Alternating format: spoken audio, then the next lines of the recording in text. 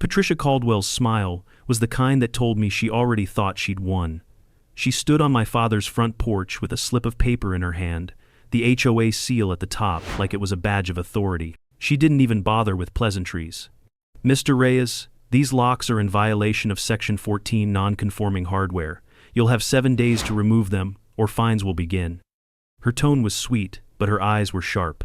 She thought she had the master key to my life. But she didn't expect me to say what I said next.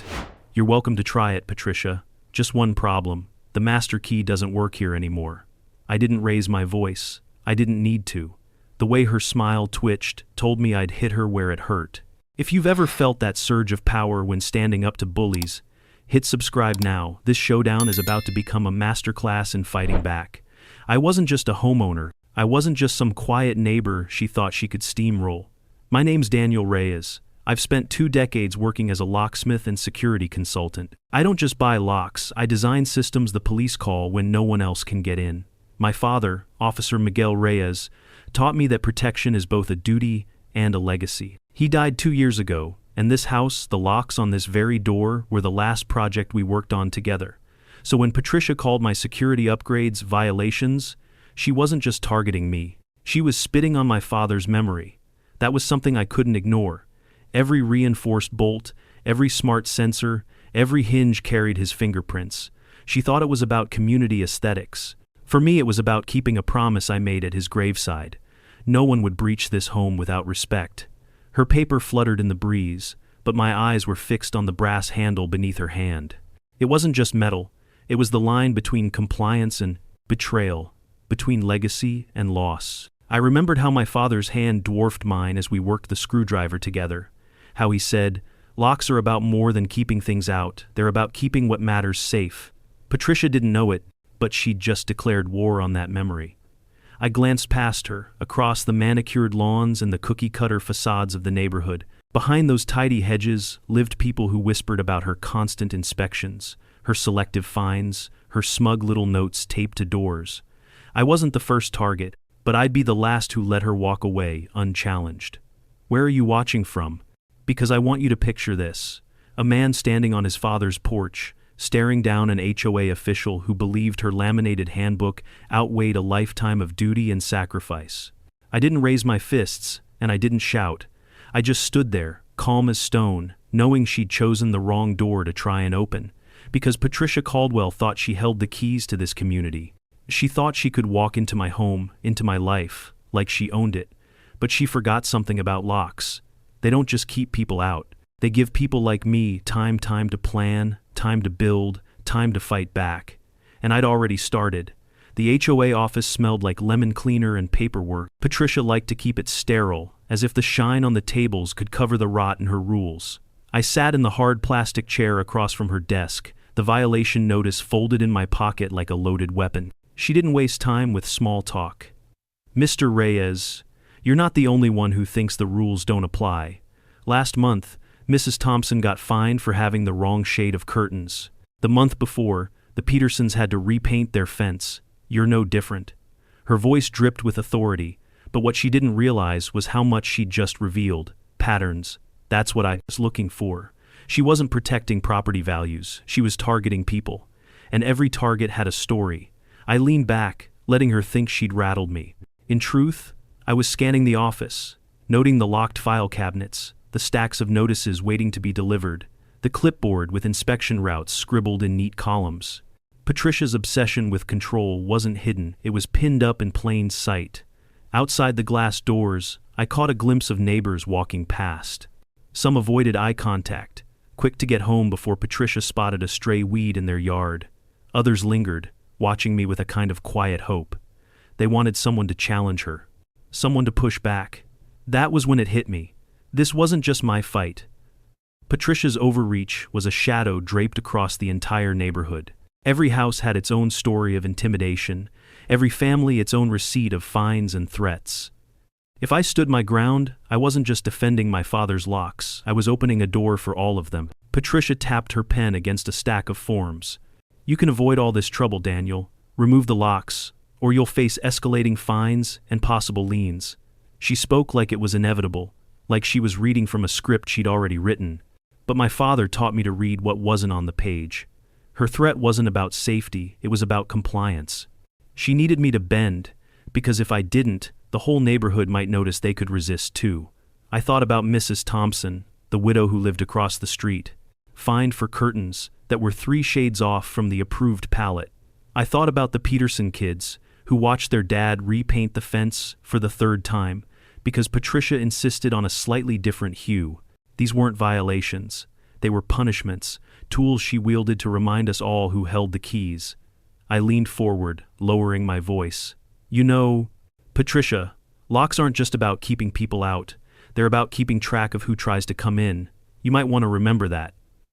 Her pen froze mid-tap. For the first time, I saw something flicker behind her eyes, hesitation. I stood and walked out before she could respond. The sun hit me like a spotlight as I stepped into the parking lot, and I realized the weight of the eyes on me.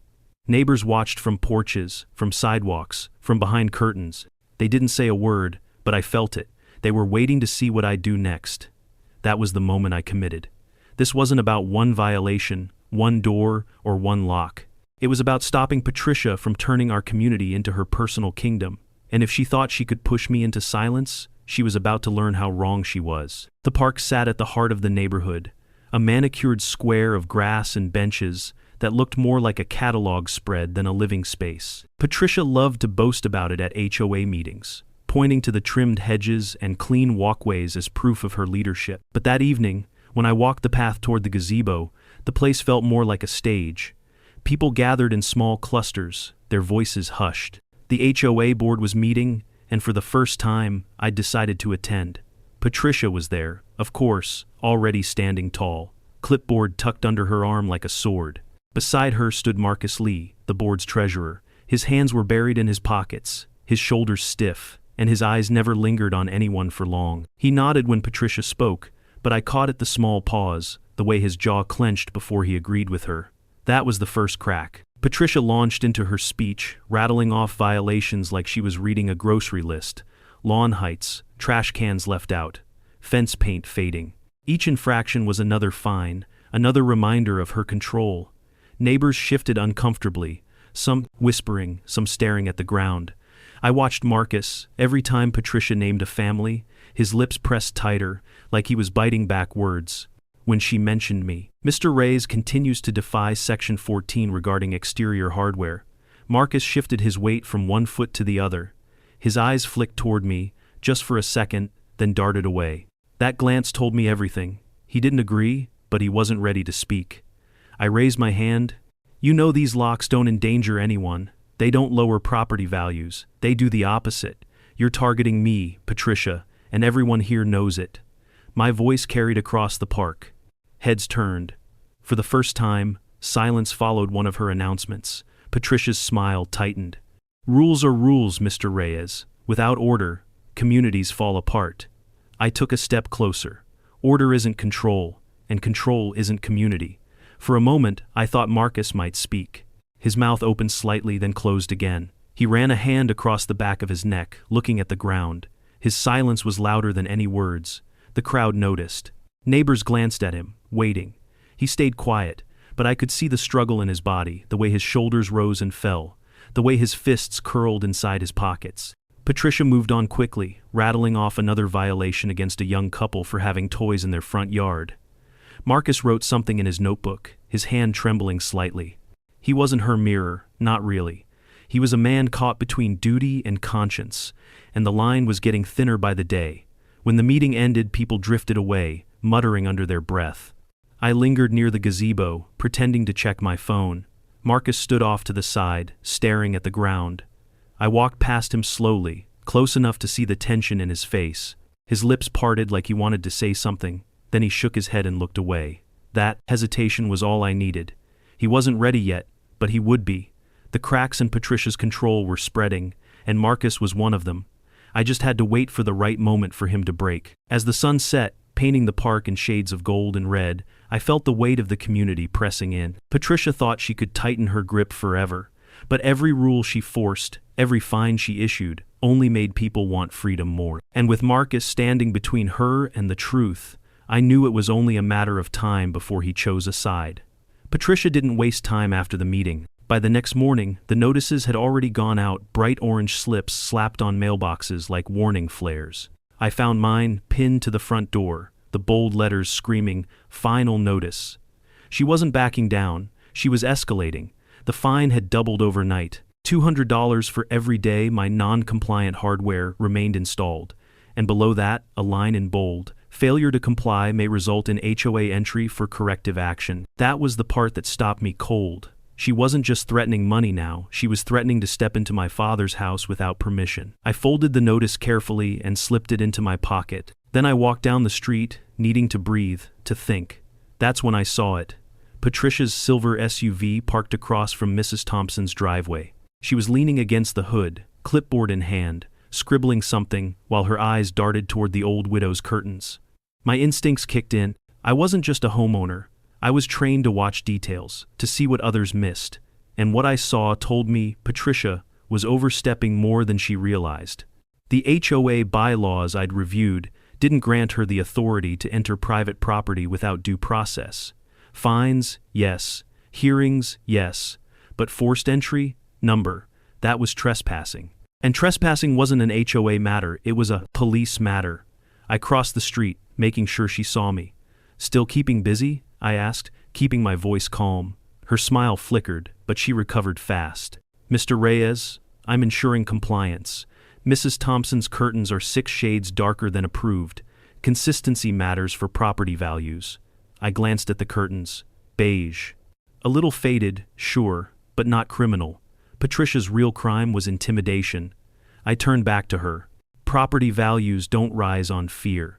And you know you don't have the authority to enter private homes." Her eyes narrowed. "We'll see about that." She snapped the clipboard shut and climbed into her SUV. The engine roared as she drove off, leaving a cloud of dust in her wake. I stood there for a moment, watching the empty street. Neighbors peeked from behind blinds, their silhouettes outlined by morning Sunday. They'd seen the exchange. They knew Patricia was tightening her grip, and they were waiting for me to fight back. I walked Mrs. Thompson's driveway, knocking on her door gently. She opened it slowly, her frail hand gripping the frame. "Daniel," she whispered, "did she leave me another notice?" I shook my head. "Not this time, but she's watching." Her shoulders sagged, relief mixing with fear. "I don't know how much longer I can live like this. Every week, it's something new." I put a hand on the door frame, steadying myself as much as her. "You're not alone, not anymore." As I left, I pulled out Patricia's latest notice again, reading the line about forced entry. My father's voice echoed in my memory. "Always know the limits of authority, son. That's where people overreach, and that's where you hold the line." Patricia had just crossed that line, and I was going to make sure she paid for it. The escalation wasn't just about me now. It was about every homeowner she thought she could bully into silence. I headed back home, already turning the problem over in my mind.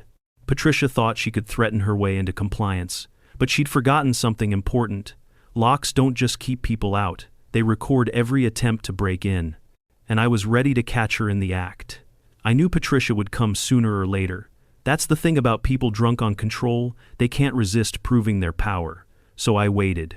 I changed the locks again, not because I had to, but because I wanted to know what she'd do when the master key failed. My cameras were live, motion sensors armed, every angle of the front porch covered. It was late afternoon when her silver SUV pulled up. She didn't knock. She didn't even glance at the windows. Patricia walked straight to my front door, clipboard in one hand, the gleaming HOA master key in the other. Her confidence was the kind of arrogance only unchecked authority breeds. She slipped the key into the lock, twisting hard. Click. Nothing. She frowned, tried again. The camera above the porch light recorded every second, the jiggling, the frustration, the way she glanced over her shoulder to make sure no one was watching. But someone was. Me. That was the moment the line between HOA enforcement and criminal trespass blurred, and she stepped over it without hesitation. She wasn't issuing fines now. She was trying to break into my father's home. She pushed harder, muttering under her breath, then yanked the key out and shoved it back in. My heart pounded, not from fear, but from vindication. She'd just given me the evidence I needed. Her intent was clear. She wasn't here to talk. She wasn't here for safety checks. She was here to force her way inside. And the beauty of it? I didn't have to lift a finger. My system logged the failed entry attempt, the timestamps, the video feed, all of it, backed by the kind of precision evidence police respect. Patricia thought she was above the law. What she didn't know was that the law had just been invited in. I stepped quietly to the window, peering through the blinds. Patricia shook her head in frustration, then scribbled something angrily on her clipboard before storming back to her SUV. She slammed the door, revved the engine, and sped off like a child denied candy. I exhaled slowly, letting the weight of the moment sink in. This wasn't just about catching her in the act, it was about showing the neighborhood that her power had limits. Patricia had relied on the illusion of authority for too long. Now I had proof she was willing to cross into illegality to maintain control. As I watched the SUV disappear around the corner, I realized how personal this had become. My father always said authority was only as strong as its respect for boundaries. Patricia had none. But I did, and I had the tools to hold her accountable. That night, I replayed the footage on my laptop, frame by frame. The sound of the key scraping against the lock, the close-up of her frustrated expression, the exact timestamp in the system logs, it was undeniable. No board approval, no legal right. Just one woman abusing her title to break into a home that wasn't hers. And here's the part Patricia never understood. Locks don't just keep people out, they tell stories. This one told a story of power misused, of arrogance caught red-handed, and soon it would tell a story to someone with the authority to end her reign. I didn't sleep much after watching Patricia jam the master key into my lock. The footage played over and over in my mind like a broken reel, each scrape of metal reminding me just how far she was willing to go. It wasn't about money anymore. It wasn't about rules. It was about control, and if she got away with this, there'd be nothing to stop her from walking through anyone's door. The next morning, I stopped at the cafe on the edge of town. It was the kind of place where neighbors crossed paths, where gossip brewed as strong as the coffee. I wasn't looking for conversation. I just needed a quiet place to think, to plan my next move. But fate has a way of putting you where you need to be. I'd barely taken a sip when Patricia's voice cut through the low murmur of the room. She was at the counter, phone pressed to her ear, clipboard tucked under her arm like always. Yes, we'll move forward with corrective entry. The locks can't stand in the way of community standards, she said, loud enough for everyone within 3 tables to hear. My grip tightened on the mug. She wasn't bluffing, she was doubling down. I angled myself toward the window, pretending not to listen, but every word landed like a hammer. Yes, I'll get Marcus to sign off. He won't resist if I put the pressure on. By next week, Reyes will comply one way or another. She hung up, grabbed her latte, and left without noticing me in the corner. But I noticed Marcus's name. She was dragging him into this, trying to turn him into her accomplice. That was the tipping point. This wasn't just about locks or fines anymore. She was about to commit trespass under the guise of authority and drag Marcus down with her. If she succeeded, it wouldn't just be my father's legacy at stake, it would be my freedom, my home, maybe even my criminal record if she staged things the wrong way. Patricia was reckless enough to try it. I stared down at the dark swirl of coffee in my cup, and the decision solidified in my chest. No more waiting, no more hoping she'd stop on her own. I was done playing defense. My father had taught me the line between law and lawlessness, and Patricia had just stepped over it in public. It was time to act, to bring in someone who could put her in her place for good. I walked out of the cafe, sunlight sharp against my face. My phone buzzed with a new violation email, another $200 tacked on like salt in the wound. I didn't even open it. I deleted it and pulled up the footage from last night instead, holding the screen up to the light. The evidence was airtight. Add her words from this morning, and it was more than HOA politics. It was a crime waiting to happen. As I walked back toward the neighborhood, I felt the eyes of my neighbors again. Mrs. Thompson on her porch, the Peterson kids playing in the yard, even Marcus passing in his car, with that same conflicted look etched across his face. They all knew Patricia was out of control. But knowing wasn't enough. I was the one with the skills, the proof, and the reason to fight. And now, I had the urgency too. Patricia wanted to make an example out of me. She wanted to break into my father's home and call it enforcement. But she'd underestimated me. I wasn't just a homeowner. I wasn't just a son guarding his father's memory. I was a locksmith who knew how to turn every attempted break-in into a confession, and this time Patricia had written her own. Marcus's garage smelled of motor oil and sawdust, the kind of place where half-finished projects lived in quiet exile. The door creaked as I stepped inside, and he quickly shut it behind me, glancing toward the street like a man worried about being watched. His shoulders were tight, his hands restless. "I don't have long," he muttered, pacing between tool benches. "If Patricia knew you were here," he cut himself off, shaking his head. That was my confirmation before he even said it. Marcus was caught in her web, and he was finally ready to admit it. "I heard her this morning," I said quietly. "At the cafe. She's planning to use the master key, Marcus. She's going to call it corrective entry." He froze mid-step, the color draining from his face. His eyes darted to the shelves, to the floor, anywhere but mine. Finally, he exhaled, slumping onto a stool like a man surrendering a secret he'd carried too long. "You're right," he whispered. "She already tried to push it through. She wanted me to sign off on an emergency clause, said it was just paperwork, just to get me its set formality. But it wasn't. It was authorization to enter your house." His voice cracked at the end, his guilt spilling out with the words. I leaned against the workbench, steady but heavy inside. "Why didn't you sign?" Marcus rubbed his temples. "Because it's wrong. The bylaws don't allow it, and we both know it. But Patricia doesn't care. She's convinced herself she's protecting the community." "And if I'd signed?" His voice trailed off. He didn't need to finish. He knew he'd be complicit in a crime. His hands trembled as he pulled a folded paper from his jacket pocket. "This is the draft resolution she pushed at the last closed-door meeting. I didn't sign, but she's planning to force it through anyway. Claim it was approved unanimously." I unfolded the paper, scanning the lines. It was exactly what he said: authorization for corrective entry in cases of non-compliance. In black and white, Patricia was manufacturing authority she didn't have. Marcus's jaw clenched, his eyes wet with frustration. She's been using fear to keep everyone in line. Fines, threats, inspections, people are terrified of her. But this crosses the line. I can't be part of it anymore. For the first time, I saw him not as Patricia's shadow, but as a man struggling to breathe under her control. He wasn't her ally, he was her hostage. And now, he was my key witness. I folded the paper carefully and tucked it into my jacket. "You did the right thing, Marcus. But this isn't just about me anymore.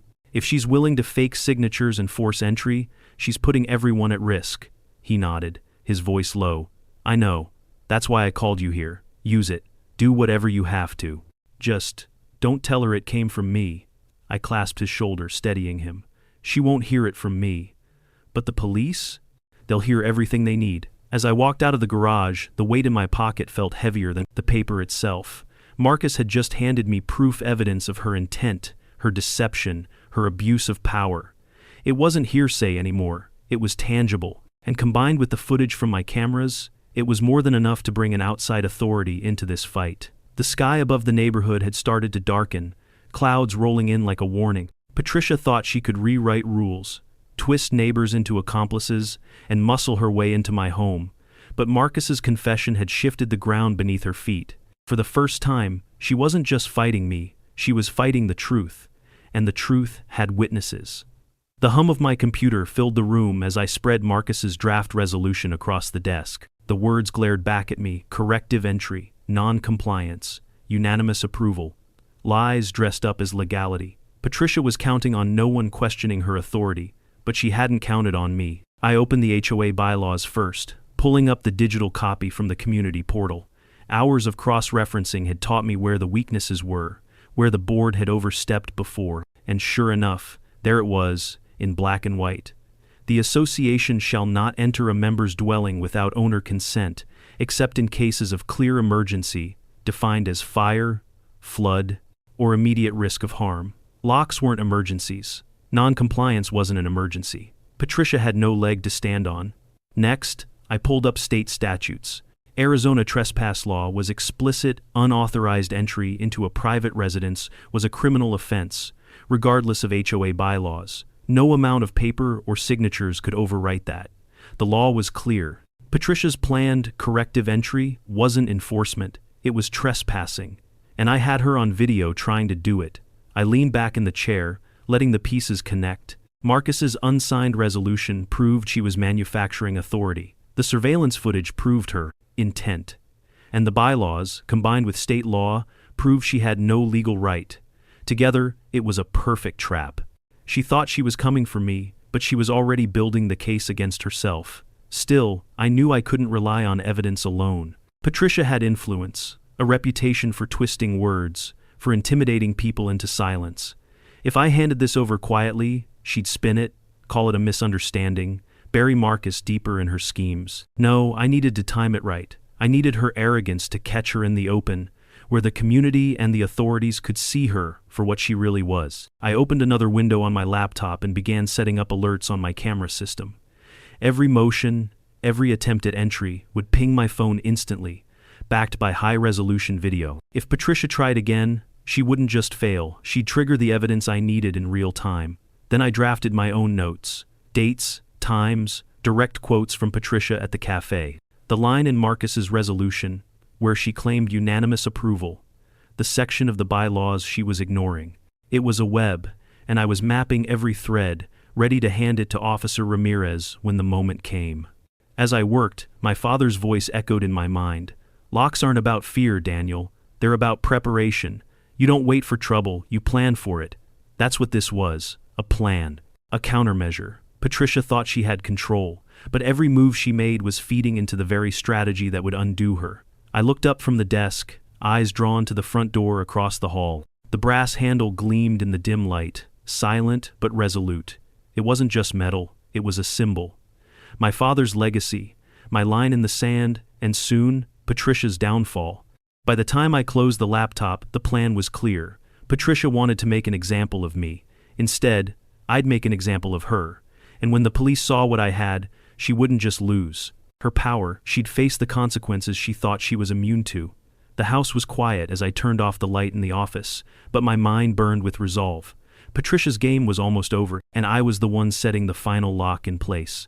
The community center was supposed to be neutral ground: birthday parties, potlucks, town halls, but that night it felt more like a war room. I arrived early, setting up my laptop on one of the folding tables, cables snaking into a portable monitor. On the screen, Patricia's failed attempt at the master key looped silently, frame by frame, timestamp glowing in the corner. It wasn't just evidence, it was leverage. Neighbors trickled in slowly. First the Petersons, then Mrs. Thompson, then a few others who had felt Patricia's fines bite into their savings. They didn't speak at first, just hovered near the back, cautious, as if afraid the walls themselves might carry word back to her. But when I hit play, letting the footage speak for itself, silence turned to murmurs. "She really tried to get in?" Mrs. Thompson whispered, clutching her cardigan tighter around her thin shoulders.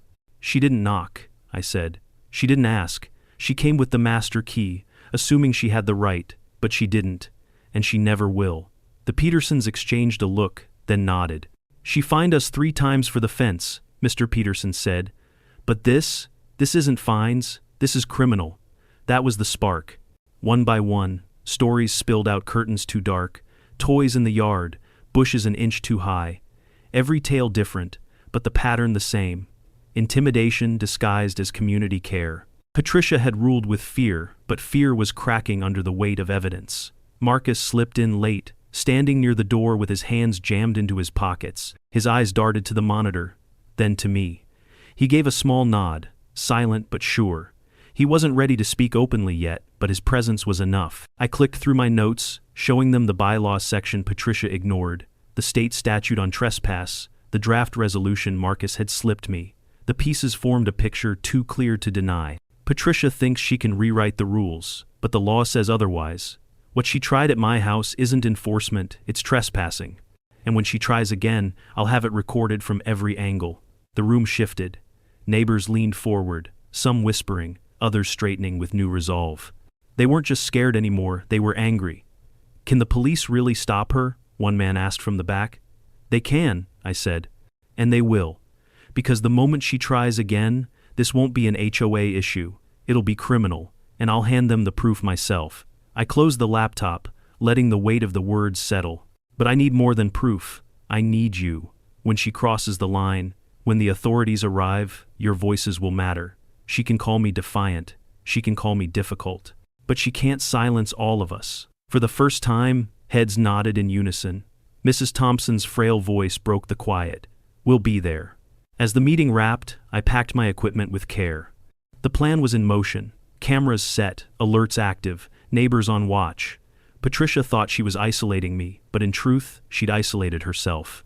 The more she pushed, the more people realized they didn't have to bend. Marcus lingered as the others left, his face shadowed but his eyes steady. "She's going to come soon," he said quietly. "Be ready." I looked him in the eye. "I already am." Walking out of the community center, I felt the shift in the air. The neighborhood wasn't hers anymore. It was waking up, house by house, voice by voice. And when Patricia made her next move, she wouldn't be walking into my home. She'd be walking into her own undoing. The police substation sat on the edge of town, small but steady, the kind of place that kept order without fanfare. I walked through the glass doors with Marcus's unsigned resolution in my pocket and Patricia's break-in attempt on my phone. My stomach was steady, but my mind raced. This was the final step before the storm hit. Officer Ramirez met me at the counter. He was a broad-shouldered man with sharp eyes, someone who'd known my father from their years on the force. When I explained why I was there, his brows furrowed, then he motioned me into a small interview room. The hum of the fluorescent lights buzzed overhead as I set my laptop on the table.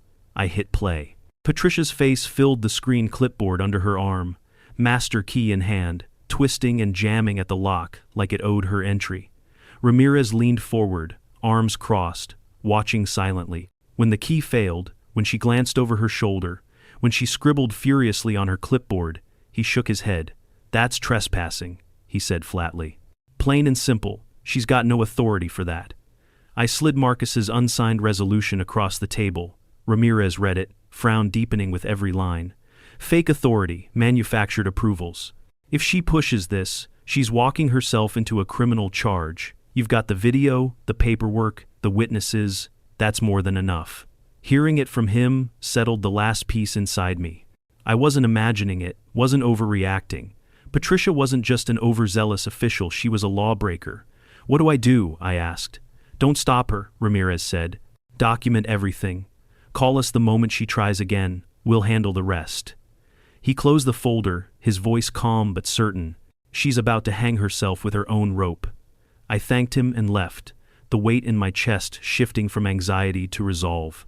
As I stepped into the parking lot, the evening sky was bruised purple, clouds rolling low. It felt like the calm before a storm. Back at Dine, home, I made my final checks. Cameras synced, motion alerts live, backup secured to the cloud. Every entry point covered, every angle ready. If Patricia so much as touched the handle, the system would capture it from 3 directions with audio and timestamps. Neighbors texted their support short messages, simple but powerful. "We'll be there. Stay strong. She's not untouchable." They were no longer silent watchers behind curtains. They were ready to stand with me. Marcus's message came last. "She's pushing the board tomorrow. Be ready." I set the phone down and looked at the door. The brass handle gleamed under the porch light, quiet but unyielding. It wasn't just a lock anymore, it was bait, the line I'd drawn in the sand. My father's voice echoed again. "Preparation isn't paranoia. It's respect for what's coming." I stood there in the silence of my home, every sense sharp, every nerve coiled. Patricia thought tomorrow would be her victory march. Instead, it would be the moment she exposed herself in front of everyone, neighbors, police, and the community she thought she controlled. The stage was set. All that remained was for her to take the final step, and I knew she would. People like Patricia couldn't resist proving their power, even when it destroyed them. The board meeting hall was packed, every folding chair filled, neighbors lining the walls in uneasy silence. Patricia stood at the front with her clipboard, a queen addressing her court. Marcus sat stiffly beside her, his eyes shadowed, his hands clenched on the table. I felt the weight of the room as I walked in, every pair of eyes tracking me. Patricia smiled like she'd already won. "Ladies and gentlemen," she began, "we're here to discuss compliance. Certain homeowners believe they're above community standards. In particular," she turned, her eyes locking on mine, "Mr. Reyes continues to defy Section 14. Tonight, we vote on corrective entry to resolve this matter once and for all." Gasps rippled through the room. Mrs. Thompson whispered fiercely to her neighbor. The Peterson kids' parents shook their heads. Patricia ignored them, raising her pen like a gavel. "Effective immediately," she declared. The board authorizes entry to bring this property into compliance. Failure to, that's enough, I said, stepping forward. My voice cut through the murmurs, calm but sharp. You don't have that authority, Patricia. And everyone here is about to see why. Patricia's smile faltered. Excuse me? I set my laptop on the table, facing the crowd. One click, and the projector screen lit up. The footage rolled. Patricia at my door, the master key in her hand, twisting, jamming, failing. Her frustration plain, her glance over her shoulder guilty. The timestamp glowed like a spotlight. Gasps turned to murmurs, then to outrage. She tried to break in, someone shouted. That's trespassing. Patricia's face flushed red. This is taken out of context. Context? I cut her off. Here's the context.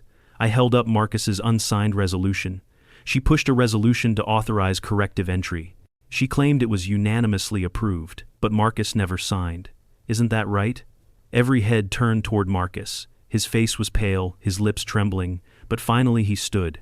He's right, Marcus said, voice low but clear. I refuse to sign because it's illegal. Patricia has been abusing her position. And I won't be part of it anymore. The room erupted. Neighbors shouted, some standing, some demanding answers. Patricia slammed her clipboard down. Sit down, all of you! These are rules, and without rules. The doors opened, and Officer Ramirez stepped inside. The crowd fell silent. His uniform carried a weight no clipboard could. He walked to the front, glanced at me, then at Patricia. We've received evidence of unauthorized entry attempts. Mrs. Caldwell, you need to come with me. The silence was electric. Patricia sputtered, her face twisted with outrage. This is harassment.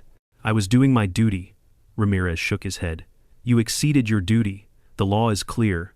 Hoey rules don't override state trespass laws. He motioned toward the door. The crowd's energy shifted, whispers rising like a tide. For the first time, Patricia looked small, her authority crumbling under the weight of truth. She clutched her clipboard like a shield, but it was useless now. As she was led toward the exit, I turned to the neighbors. This isn't just about locks or fines. It's about respect. We deserve a community where rules protect us, not control us, where no one is above the law. The room filled with nods, with voices rising in agreement. Mrs. Thompson's frail hand clapped against her knee.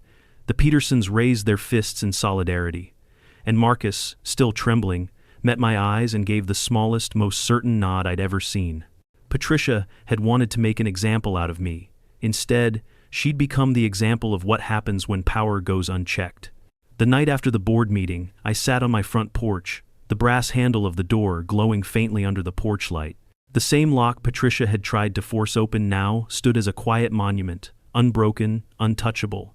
For the first time in months, the street felt still.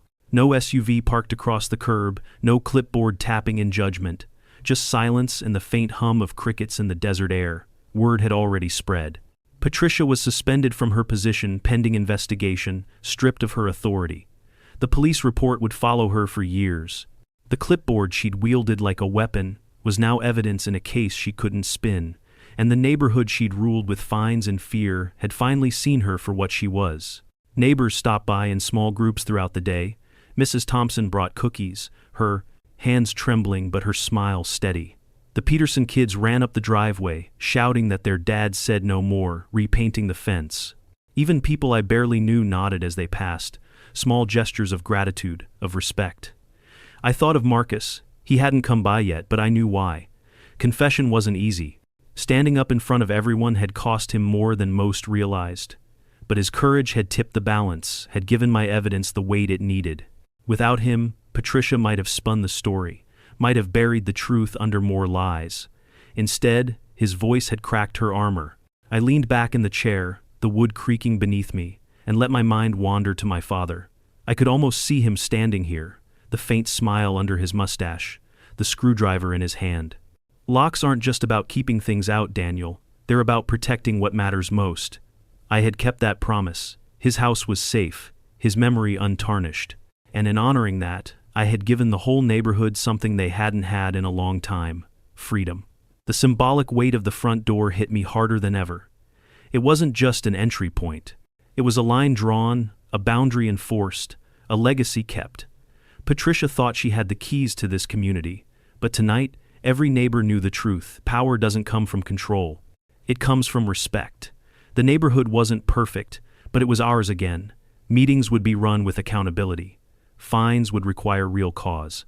And the board, once a weapon, was now a tool, because people weren't afraid anymore. They had seen what happens when you stand together. I stood, running my hand along the cool brass handle one last time, and looked out at the street. The homes lined up like sentinels, each with their own stories, their own memories worth protecting. Patricia had tried to make an example out of me. Instead, we had made an example out of her. And that was the legacy I wanted my father's house to carry, not just resistance, but resilience. Not just a lock that held, but a community that learned to stand. If you want more stories of homeowners standing up to AHO tyranny, hit subscribe right now, share your story in the comments, and let me know where you're watching from. Because this fight wasn't just mine. It's happening everywhere. And sometimes, all it takes is one locked door to remind everyone that the rules don't belong to tyrants. They belong to us.